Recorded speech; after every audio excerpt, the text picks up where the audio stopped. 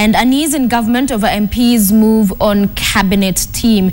Remember, they just had that round table this week between the members of parliament and the cabinet secretaries on them giving those reports in parliament. So Speaker and the AG in heated exchange over MPs' decision to force cabinet members to appear in person before the House. And details have emerged of an explosive exchange between the Speaker of the National Assembly and the government's chief legal advisor over a push by MPs to have CSs appear in person to field questions related to their dockets in the House. So the Standard established the behind-the-scenes power struggle a day after the National Assembly Speaker Justin Muturi met President Kenyatta's cabinet at Nairobi's Parliament buildings for talks at which CSs expressed their discomfort with the arrangement that had been done away with following the confinement of cabinet seats to non-political technocrats. So the push and shove structure have been in the works over the past decade, but the deadline for putting pen and paper expired midnight on Tuesday. So read more about what is emerging from that particular story, including the risk involved. So even if the negotiations are concluded this week, it would take at least 6 months for Kenya to be included in the list of beneficiary countries, and that is on a different story that's covered there for you on Kenya Heaters EU taxes exports. Also a story on the front page of the Standard this morning. So thousands of jobs are at risk after Kenya failed to broker a trade deal with the European Union. This is after the economic partnership agreement that accord preferential export benefits for Kenya exporters to the EU markets failed to meet yesterday's deadline. On page 3 of the Standard, Royal Media licenses are authentic. That is what Macharia is saying. The RMS chairman says they are greatly aggrieved by judges' wrongful depiction of enterprise as corrupt. So RMS, the Royal Media Services, have come out strongly to defend their acquisition of radio and television frequency licenses in the 1990s from claims that they were acquired fraudulently. Through Chairman SK Macharia, RMS, which runs Citizen TV and Radio Citizen, took issue with the section of the ruling by the Supreme Court delivered on Monday, which stated corruption and state patronage attended the issuing of frequencies in those years. And you can read more about what Justice Mohammed Ibrahim is said to have said, and now the response by the RMS chair. There's also the 16,000 college students to get help loans is there in the Standard for you today. Why teachers shouldn't celebrate 50 billion shillings pay increase proposal yet. Details are on page 4.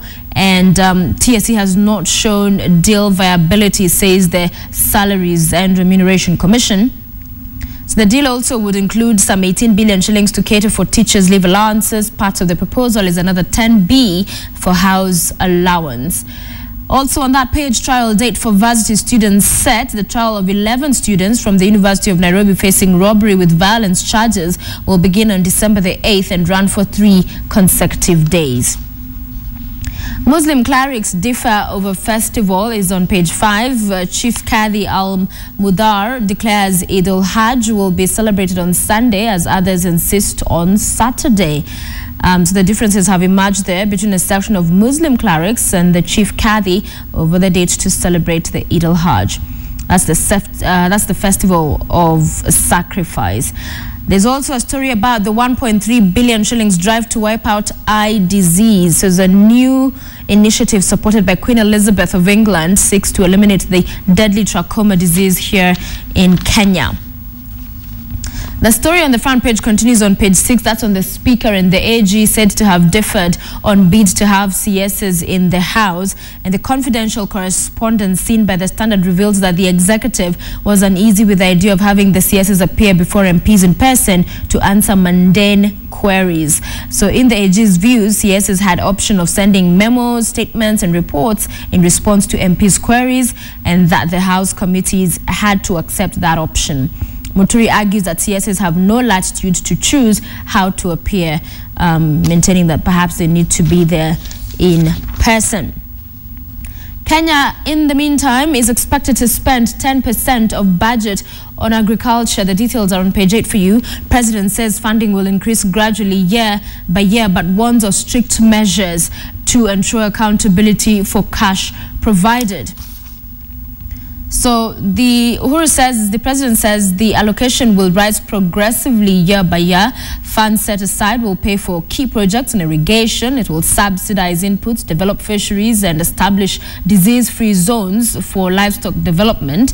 The president promised there will be strict new standards of accountability with more funding in agriculture, and he said his government is working towards reforming the agricultural sector. The back page has all the footballing or sporting action, if you like. Hard battle for Man City is on your fever pitch this morning. So Manchester City face a hard battle to qualify for the last 16 of the Champions League after their sluggish start to yet another campaign continued with a 1-1 draw at home as AS Roma to AS Roma on Tuesday. Let's cross now to the Daily Nation. Leading this Thursday with face judges in ICC, allies advise the president. What's at stake here? Bensouda has asked the court to put the case on hold until she can get more evidence, but Uhuru's defense team wants the charges dropped, arguing there isn't sufficient evidence to sustain them. Then sources say State House making arrangements for head of state to travel for status conference, during which the judges are expected to make a far-reaching decision on future of this particular case. So it is that big debate that's going on in the country. You did hear what a section of Kenyans had to say about it earlier. And remember, in our State of the Nation today, in the next hour, we are focusing on that ICC case and more so the status conference, what it means, if the president chooses to go, if he does not, if he appeals the decision. We will be discussing that, and you can also engage with us on our question of the day, where we're asking you whether you think Kenya should get out or withdraw from the ICC. Also read that good news, happy story, front page picture there. Mother finds her son Emmanuel, 2 years old, safe in children's home. So Emmanuel Kizito was reunited with his mother, Millicent Ayo, at Mama Ngina Kenyatta Children's Home in Nairobi South C Estate yesterday after he got lost on Saturday. Mother and son were reunited after the DN highlighted Akinyi's agony.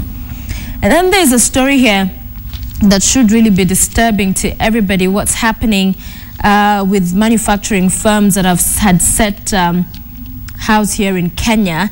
So Cadbury is set to shut its factory here in Nairobi, and company will import their products from Egypt for onward distribution. This will, in essence, with Cadbury shutting down its factory at the end of this month, about 300 people will lose their jobs. And this is coming just the same week that Everready, you remember that's been here forever, also closed shop.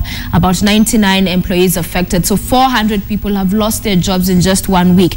And these are not the only huge firms we've seen close shop in Kenya. There's Kenya Breweries, there's Procter & Gamble and others. So this is a worrying trend, not only because of the numbers we are seeing in terms of losing employment, but also what does it say of the environment that Kenya gives for investors to come in. So worrying that is on Cadbury closing shop as well, just in the same week we heard about Everready. But on page 2, Raila wants man who hit him freed. Yes, remember that Kwale incident, the caning there by Mr. Lengo. The suspect's likely to be set free today as the former PM asked governor to meet him over the incident. So they've said they're not going to be pressing charges, and in fact want to meet him in person so that he can explain. You know, they want to understand. You know, it's been claimed or alleged to have said that the reason he did it is because he was tired of all this referendum push talk all over the country, and so they want to hear the same from him. VIP attacks blamed on security failures is also another story that's on that page in the Daily Nation today. Bill seeks to rid A city of faulty buildings, a story that continues from the front page, where tough law targets property owners. Read more about it here, where there's also a story on Tobacco team studying hate speech files from the DCI for investigation. Files on hate speech, remember that still continues to be a concern area in Kenya, involving high-profile politicians, have been presented to the Director of Public Prosecutions at Keriako Tobacco. And yesterday, he forwarded the files they were forwarded to him by the Directorate of Criminal Investigations, and we'll see if in coming days there will be any prosecution on any of these cases. Lawyer wants ICC to declare witness in Ruto case hostile. Again, the developments, on the other hand, from the Deputy President's case alongside co-accused Joshua Sang. And there's also the story on page 5 of Face Judges in ICC, what the allies there are urging the president, and what's alleged Bensouda defense fight over evidence. So according to Ms. Bensouda, since April, Kenya has handed over 73 pages of documentation, much of which was not in line with her requests for assistance. Then, as the prosecution's periodic updates demonstrate, the large majority of the material sought in the revised request remains outstanding, she said. So she has argued that as president, the accused should be held responsible for the failure of the government to comply with ICC requests. However, the defense team has argued that the failure to scrutinize prosecution evidence at the confirmation level had tainted the cause such that President Kenyatta will not get a just trial from the ICC court. The ICC, International Criminal Court already. Senate to take fight to Supreme Court. That's another story on page 6 in today's Daily Nation. So the Senate yesterday stuck to their guns and insisted that Embu Governor Martin Wambora remains impeached. And this, people, is despite a Court of Appeal ruling setting aside the impeachment. They vowed to challenge the ruling. The lawmakers said the governor remained impeached because the court's decision only applied to the first impeachment and not the second, which of course happened in May of this year. So the intrigues there, now putting the judiciary and the Senate at crossroads. We'll see how that story develops in coming days. We'll be watching it for you. And more stories you can read about inside the Daily Nation. 11 billion shillings approved for state workers' pays on the back page of the DN. New proposal will see the lowest paid civil servant earn a minimum of 7,500 shillings in house allowance. So 11B is a proposal for new house and hardship allowances for civil servants that has been approved, and there's a table there just breaking down for you the job groups and the current average maximum salary and the other details for you. But 22,420 shillings, that's the minimum monthly salary lowest paid worker will take home when these proposals are implemented. Then finally, the Star newspaper, Raila Uhuru Ruto scared of party elections is their lead story, with details on page 6. Just have a look at those. And the three major political parties, that's ODM, TNA and URP, are yet to fill vacant positions months after the occupants left. So some of the parties have national executive councils that are not properly constituted by the respective National Delegates Conference as demanded by their constitutions. Raila Odinga's ODM in particular is in crisis after the party failed to conduct elections in February this year. Multiple sources say the party is afraid of repeating the national polls because top officials fear ODM will disintegrate. You all remember how that went south in February. And read more about it there. The front page picture, you have Uhuru to address ICC judges next week, but that is the president there on the picture inspecting a guard of honor mounted by the Kenya Defence Forces during the official opening of the 2014 Nairobi International Trade Fair in Jamhuri Park Showground, which happened yesterday. Another story on the front page, single mothers may add dads' names to birth certificates. So children who are born out of wedlock live in the dark without a full identity, but they will have the right to carry their biological father's name if courts agree with a single mother suing on behalf of her child. She wants her child to carry her biological father's name. Kaindi's 234 corpse reshuffle is on the second page of the Star this Thursday. The Deputy Inspector General of Police, Grace Kaindi, has announced the transfer of 234 officers with immediate effect. The move aims to tackle corruption in the Traffic Police Department. From the courtrooms on page 4, Council of Governors sued to block executive sack. Also, driver denies he raped mentally unstable woman.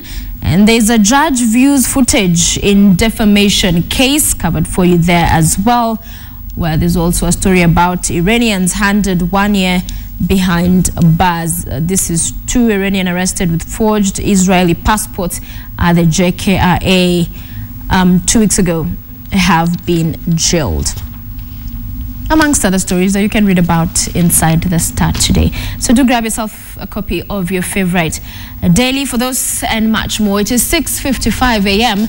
on this Thursday, the 2nd of October. We are glad you're watching Morning Express. Always a delight to be part of your morning.